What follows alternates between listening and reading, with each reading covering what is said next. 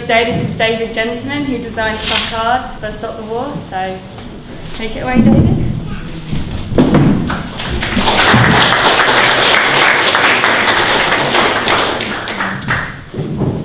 Take it away, David, puts me in exactly the position of warm-up act. I'm going to be extremely brief because I've been instructed to be, and I'd like to talk about what I've done for. I've done a lot for Stop the War over the years, but I'd just like to take you through one or two things that show how an idea develops. This is the thing that I did at the very beginning, just before the war began.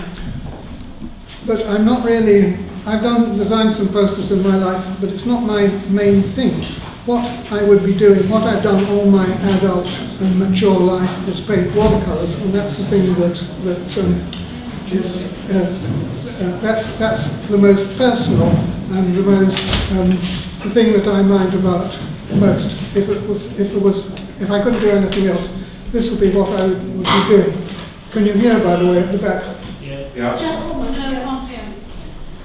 Can't hear? A bit louder. Okay. Tell me if I fade out again. The other thing that those of you who are Londoners may have seen in passing on the tube at Charing Cross, this is mine, and blown up from wood engravings about so tall. And I've also done postage stamps, so I'm used to being unaware or unfazed by scale. Anyway, both those things are totally peaceful and apolitical. But I've had, all my life, I've had a certain political awareness inherited or learnt from my dad, who was quite radical in his views. And when my children say I'm boring them about what I think, I remember that it's just what I used to say to my dad, and it never did any good. Anyway, a long time ago now, about almost 30 years ago, I was so angry when the Americans bombed Libya from Britain's bases that I did this rude little book, which Faber's published. All images, nothing, there are a few dates in it, but there are no words. It was in the Greenham Common days. That one carries the caption Greenham Common at the bottom. This one was the image that got up most people's noses, and the Evening Standard wrote it up under the headline, "No Longer a Gentleman." But anyway, I'm very fond of this book. You can find it on eBay or Amazon or whatever, and it's quite expensive now, but it was a 9-day wonder at the time, and then it vanished. And I was a little sad because I thought maybe these images, which I'm fond of and some of them proud of as designs, I thought it was a pity that they were doomed to lie tucked away in a book without anybody knowing about them. And I thought that really some of them might have been better as posters. The last image in that book was this one. And this, when I began to go on the marches prior to the outset of the Iraq War, I was pleased to see them in the paper, getting into pictures of the marches in the paper. But I was unable to read what any of the placards said, because although a lot of them had been professionally printed and designed, they, en masse, they were illegible. And I knew that Stop the War, or I found out that Stop the War were going to print a lot of they were already printing a lot of their own posters.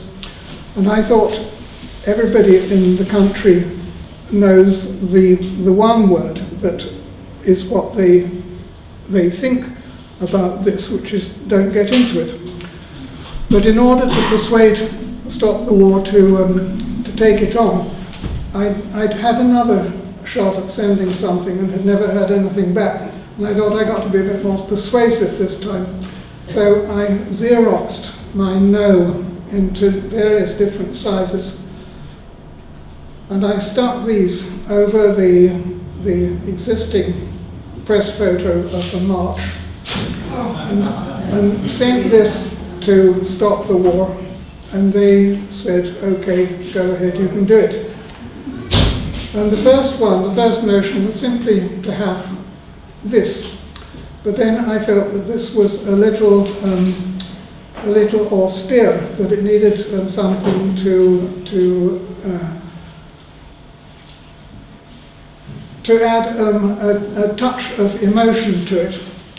And so I got out my watercolours and put some red in the tip of a ruling pen and dropped it from a great height onto various kinds of paper. And the ones which took it best were really expensive watercolour, handmade paper. And so I became very used to picking out the lot of difference between different kinds of drops. And I had favourites and ones that were never going to get in at all. And anyway, these went on to the very first thing that mine was printed for Stop the War, which was the kind of the sticker that was posted up every place on pillar boxes and on walls and everything to tell people to come to the march at all. But this wasn't, I thought that this could be the actual placard too, but the organisers were worried that if it rained, a wide placard was going to go very limp in the rain once it got sodden. And so I did a vertical version, and that's the one that was carried on the Great March at the February, whatever it was, the biggest march, as you all know, in English history. And then I went on from then on really doing anything that Stop the War asked me to. And first of all, when I saw it on the march, it did remind me of the press photograph of the first march, and I thought that these looked easier to read anyway. And a wonderful photographer, whose name I can't remember at the moment, took this. I think it's a wonderful, wonderful image, and I'm glad to be in it. Anyway, having the blood having arrived as a kind of second thought, I went on using it, and soon I realized that if you picked the right slogan, you could use it instead of a letter. Because I think that the key to designing a placard, like designing a stamp or indeed a watercolor, is to make it as simple as possible in order to be understood. I'll run through these very quickly. Gradually replacing the letters with just the blood. And all the type so far have been in Helvetica, for those of you who have computers, the font rather. And Helvetica has been my preferred 20th century typeface, or used in the 20th century most of my life, and I love it. But it has a drawback, because the A doesn't really have much room for blood. And I looked through my old Lectraset typebook and noticed that Avant-Garde has a different kind of A, the kind that children learn. And so for the ones that I've done for Stop the War since then, I've stuck with Avant-Garde for this actual reason. This was the second Blair one, when he was hauled up before the committee again last year, yes, early last year. And this is the last really brand new thing that I designed for them a year or two ago now. I'm sticking with Avant-Garde as the font for that. I think it's a very nice typeface too. Can you still hear? Yeah. Anyway, the only thing I'm going to show you that's actually a step outside the simple placard poster idiom. There was going to be a demo with an installation of some sort in Parliament Square at the time that the supposed body count from Iraq was 100,000. And the first idea was to stick 100 or 1,000 crosses up in the grass, each of them supposedly representing 1,000 or 100 dead people. But I thought, I know what 100,000 looks like only because it's these familiar digits, which one doesn't really, they don't give one any idea in themselves of what 100,000 of anything looks like, whether it's grains of sand or dead people.